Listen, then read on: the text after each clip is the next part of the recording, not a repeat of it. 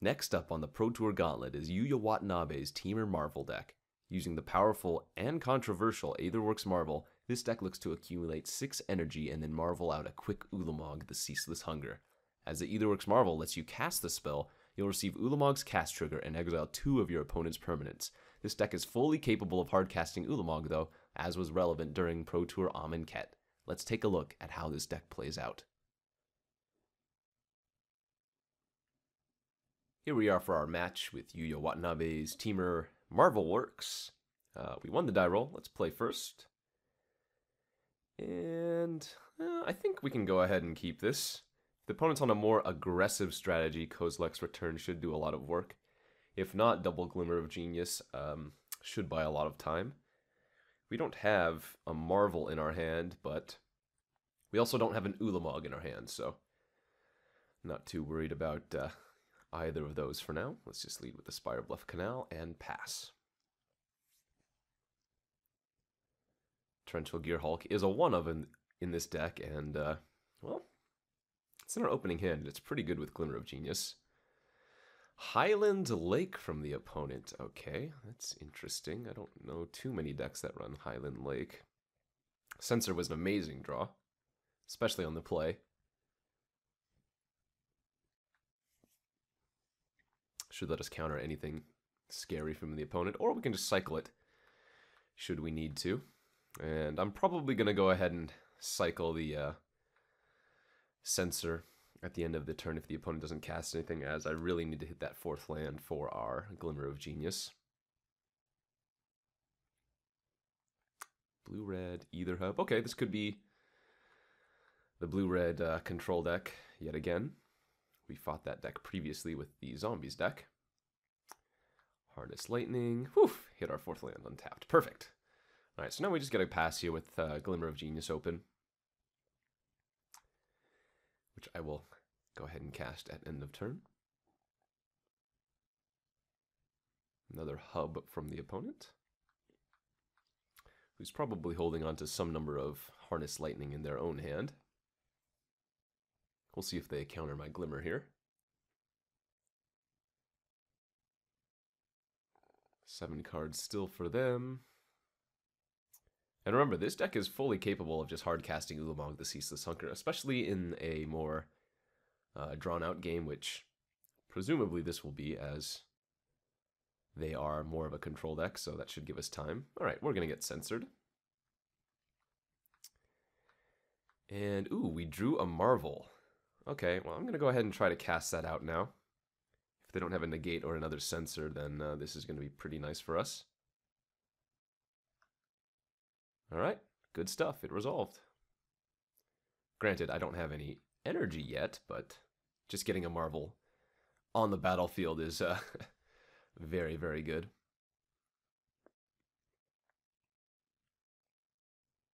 Yeah, now we're just hoping to hit some land drops. Maybe draw on a tune with either, that'd be very good.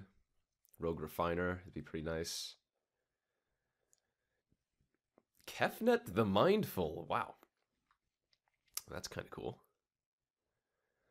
5 cards in the opponent's hand currently, and remember, I can just Harness Lightning the Kefnet even though it's indestructible to gain the 3 energy. I think I'm going to play my land here, and I'm going to go ahead and just Glimmer main phase, leaving up a forest in case I find an attune with either. They didn't have a negate last turn for my Marvel, so I think this is pretty safe, and we'll bottom the hub and top the Glimmer. Good stuff. We have 2 of the requisite 6 energy now to activate our Marvel. Sanctum's going to enter the battlefield tapped, but that's not too much of a big deal. And soon our Shrine's going to add 2 mana for us. Okay, main phase Glimmer from the opponent now. And that's actually going to put them at 7 cards, so I'm going to take a hit here from Kefnet before the opponent probably plays their land out.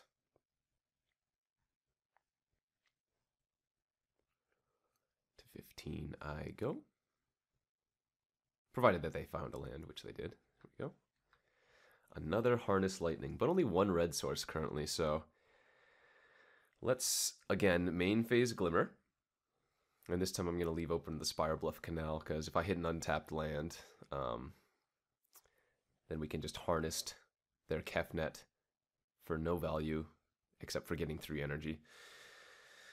Ulamog and Mountain. Let's see. 1, 2, 3, 4, 5, 6, 7, 8. I mean, I can almost keep the Ulamog at this point. But I think we're going to go ahead and bottom it. And I will, in fact, keep the Mountain here. All right, and a Forest. Let's go ahead and play that Forest and go for a Harness Lightning right now. Again, they're going to need Censor or Negate here.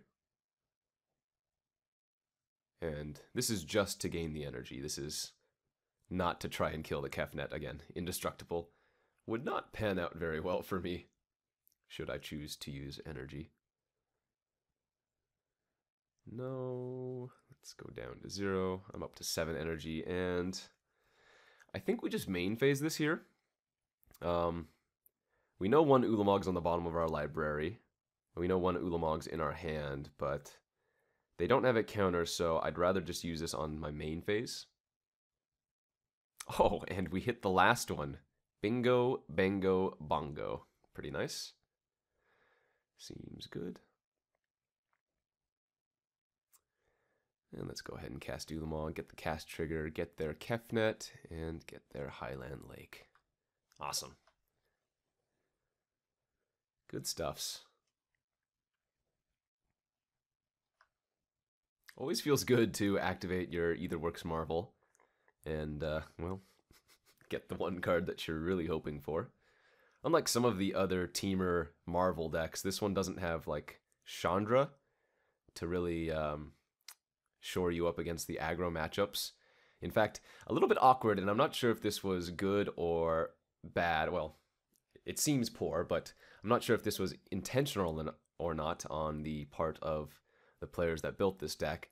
But 2 Radiant Flames in the sideboard is not very good with Marvel, as even though the Marvel lets you cast the card, because Radiant Flames has Converge, well, you're not going to deal any damage. And so I think Sweltering Suns might have been a better option, and in fact, if I were to build this deck myself, I would probably swap out the Radiant Flames for Sweltering Suns, and probably some more Kozilek's Returns. Anyways, we are on a control matchup, so Kozilek's Returns certainly comes out in this, and in fact, probably take out some number of Harness Lightnings. I do like the Dispel, I like the Negates. Bristling Hydra is honestly pretty good in this matchup too.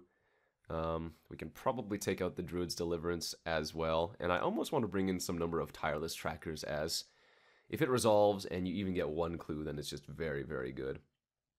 So let's go a little more control-y here, and a little bit more value-wise, bringing in that tracker. I could probably bring in more trackers, although I'm not sure what I'd want to take out. So I think we're going to try this and ship it back for Game 2 versus the blue-red control deck. And here we are for Game 2. Temur Marvel versus blue-red control. We have a very nice hand. All 3 of our colors, some nice interactive spells, some good creatures. Definitely a keep. Okay, and let's lead with a Spirebluff Canal. Don't think we're going to be cycling this Censor, but we'll see. Opponent just plays a hub and passes. I will play my Botanical Sanctum and pass as well. The only problem is I want to cast either Rogue Refiner or Whirler Virtuoso on turn 3, but that means I don't hold up Censor for like their Glimmer of Genius if they opt to just main phase it. Again, not casting the Censor just yet.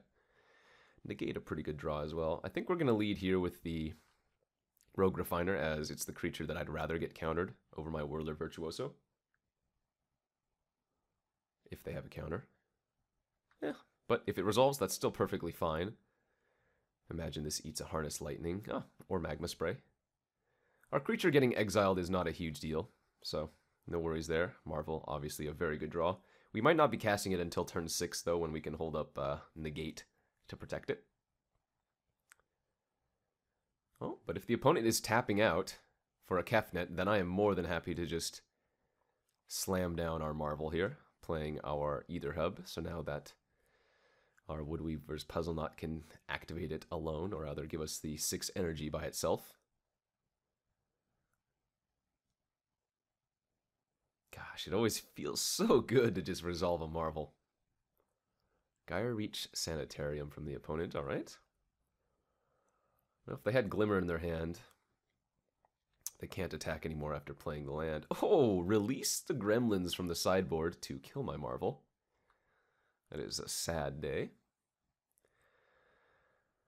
Okay, well, I think here I will opt to simply play my Rogue Refiner and pass, holding up Censor and negate.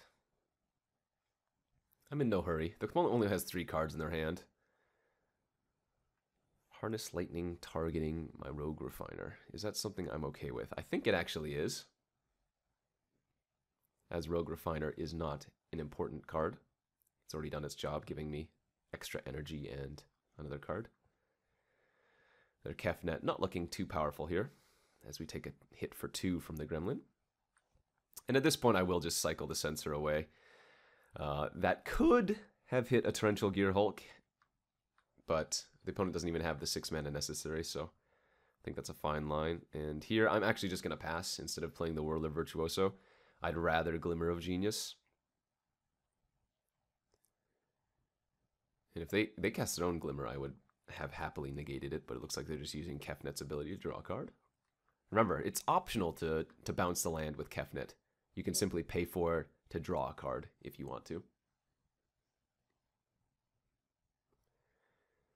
Okay, looks like we're going to take another hit here for 2, fall down to 18. No big deal.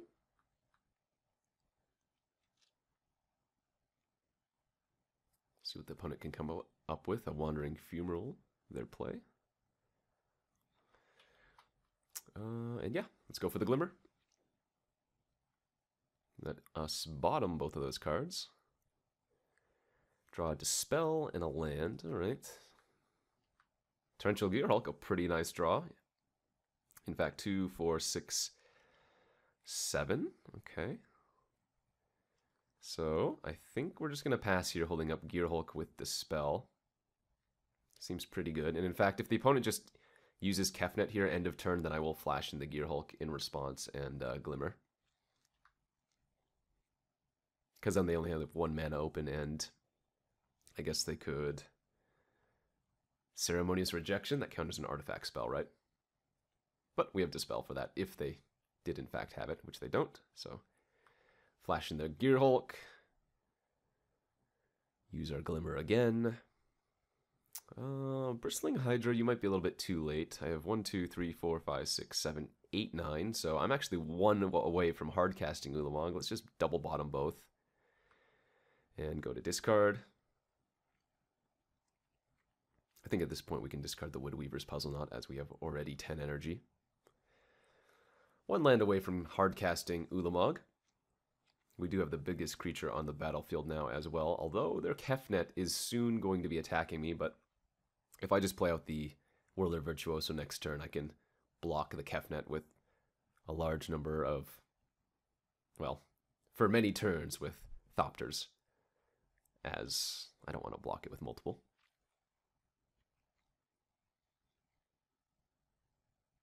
Okay, they activate Kefnet, which means they do get to attack with Kefnet now.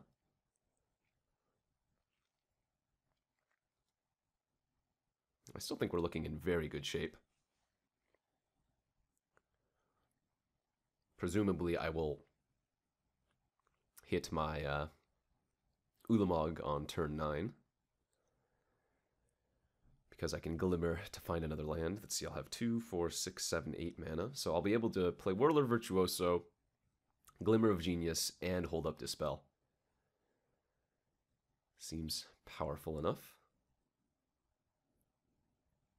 Alright, they do not return a land. We take 5 in the air.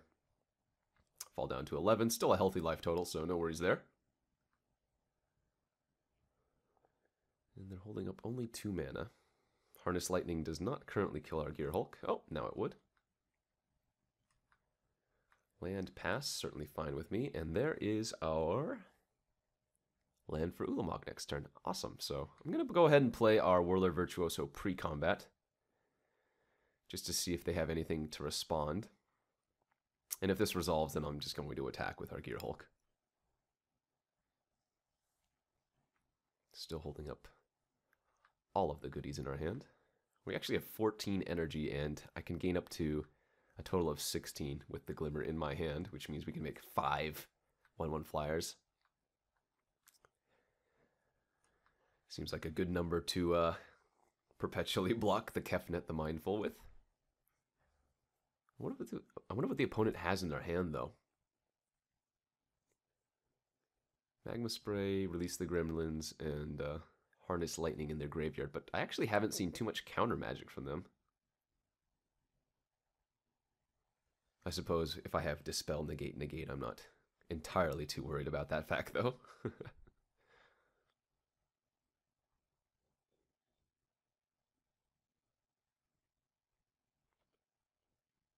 But yeah, certainly going to make a Thopter here if the opponent attacks with Kefnet, and just chump it.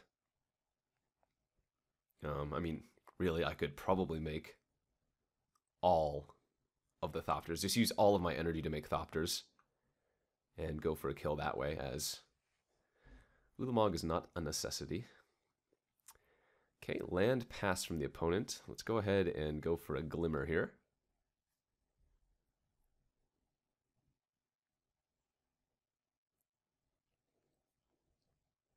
Okay, we're going to meet a Negate from the opponent, and I'm actually going to go ahead and dispel that.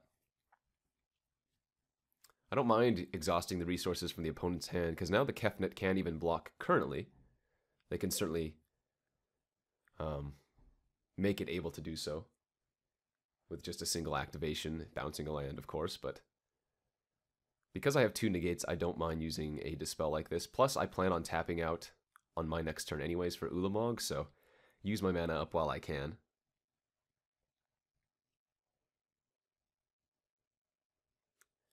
Okay, looks like they might counter again in response. Harness Lightning on my Whirler Virtuoso. That's on my Torrential Gear Hulk. That's absolutely fine. We are still going to get to Glimmer here. Bottom the land, top another Glimmer for the following turn, and let's just poop out a ton of Whirlers. I'm going to hold 7 energy, though. So let's make 3 Thopters. Ooh, there's a nice draw. But let's time to go for the Big Daddy. And let's get rid of Kefnet and their Wandering Fumarole. I'm not too worried about the Gaia Reach Sanitarium, as it loots both players. And this game should be wrapped up here pretty quickly. Funny that this deck is capable of hard casting Ulamog so frequently. I mean, they could counter the Ulamog here, but that's not too big of a deal. Okay. We still get the Exile trigger, of course. And I will bash them in for 5. And now I find it very hard to lose this game. They're going to need something crazy. In fact, I probably still just make 2 Thopters at end of... Well, no, not with the Marvel in my hand. I guess I can probably make 1 Thopter. End of turn, that'll leave me with 4 energy. I Marvel and Glimmer, and that gets me back up to 6. Actually, this is pretty funny. I can add 2 mana to... I can add 2 mana with the Shrine of Forsaken to cast the Marvel. Funny little interaction there. Alright, so let's do that. Let's add 2. Let's play the Marvel. Opponent notably playing a Dynavolt Tower, should have mentioned, but currently they have 0 energy, so not too worried about that.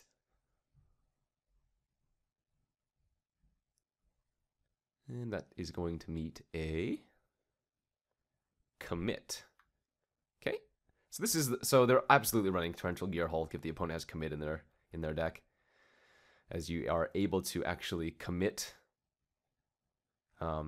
and flashback the memory with Torrential Gear Hulk, which is kind of sick. But let's resolve our Marvel here, negate their commit, see what we can hit, And we hit a... I think I'm going to go for the Bristling Hydra here over the Tireless Tracker. But both are very good options. Hydra going to give me 3 more energy. And in fact, if I just went for the main phase Glimmer this turn, I could hit 6 energy again. But let's attack the opponent down 2-5. And I'm just going to hold this negate open.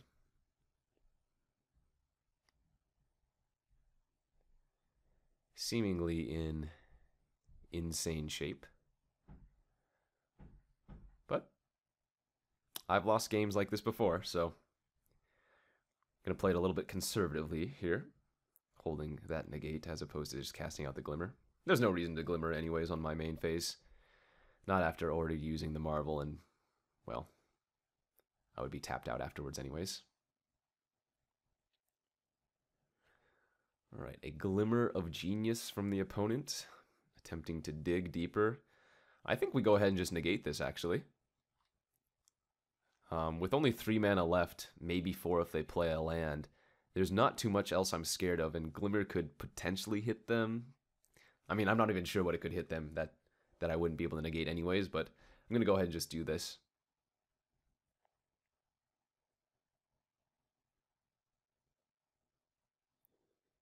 We'll see what they can come up with. If they have anything at all, even. But I imagine that is going to be the end of the game.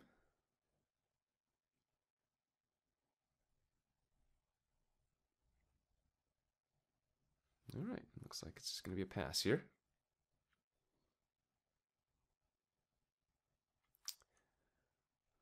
They do have an activation of Dynavolt Tower, potentially if they have another spell to cast. But let's just go ahead and go for the Glimmer here. Bottom. Activate our Marvel.